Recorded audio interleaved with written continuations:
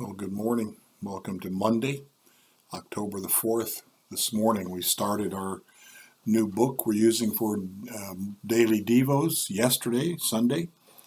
It's about the Sermon on the Mount. The subtitle is actually Living the Sermon on the Mount Together. Living the Sermon on the Mount Together. Part one of this is entitled Kingdom Character. Each section will deal with a different section of the Sermon on the Mount, and then it will be broken down with different aspects, multiple authors that they've gleaned from, some from way back, as some more current. Promises to be good, though. The first one today is subtitled Master Teacher. And there'll be a few readings on this subject. It's how to be broken down. Master Teacher. The author of this one is E. Stanley Jones. He was a missionary, noted for going to India, actually, E. Stanley Jones. And I've heard, I don't know, his name's been popping up a lot lately in different things I'm reading. So it's interesting. Check him out. He did some good work. Still has been gone for a while, but still has books around. They quote the verse Matthew 5:1. That's the start of this, where the Sermon on the Mount is. The passage chapters 5, 6, and 7 of Matthew. Now, when Jesus saw the crowds, he went up on a mountainside and sat down.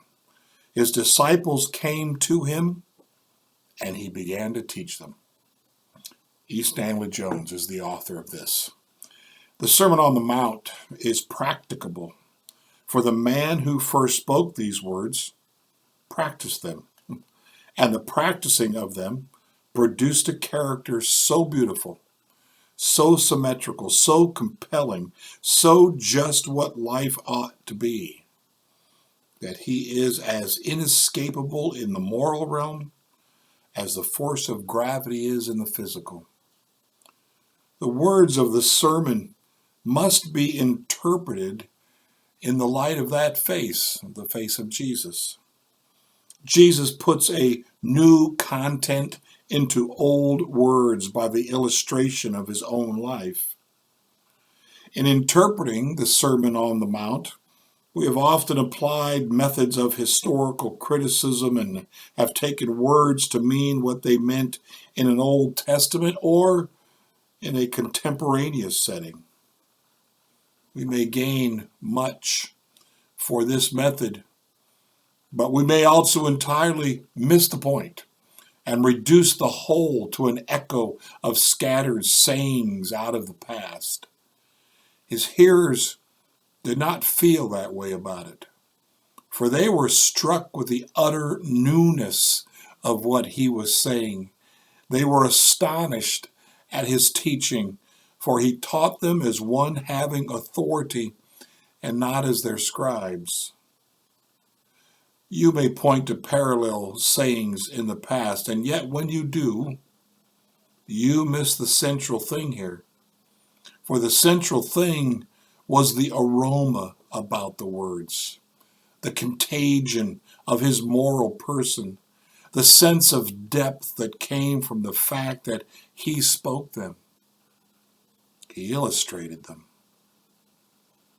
He was not presenting a new set of laws, but demanding a new loyalty to his person.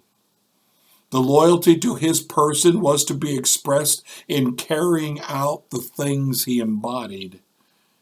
He was the embodiment of the Sermon on the Mount. And to be loyal to him meant to be loyal to his way of life. There is a beyondness in the Sermon on the Mount that startles and appalls the legalistic mind. It sees no limit to duty.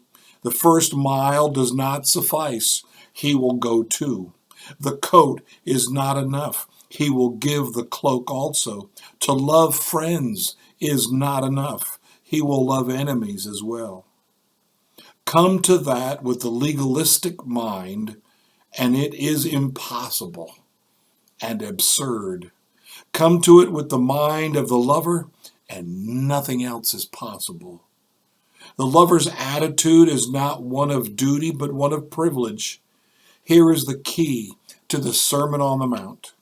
We mistake it entirely if we look on it as the chart of the Christian's duty. Rather, it is the charter of the Christian's liberty. His liberty to go beyond, to do the thing that love compels, impels, and not merely the thing that duty compels. The fact is that this is not a law at all, but a lyre, L-Y-R-E, the musical instrument. The fact that this is not a law at all, but a lyre which we strike with the fingers of love and glad devotion. This glad, joyful piety is the expression of a love from within, and not the compression of a dull law from without. Put the man who spoke these words into the background and look only at the sayings, and they become as lofty as Himalayan peaks and as impossible. But put the warm touch of his reinvigorating fellowship into it, and anything, everything becomes possible. Deep words, I know. But it boils down to this. What the Lord asks of us, he asks of us to do it out of love. He is not a harsh taskmaster. He will help us. He has given these things that we might live the life fully that he has given to us. Blessings to you today.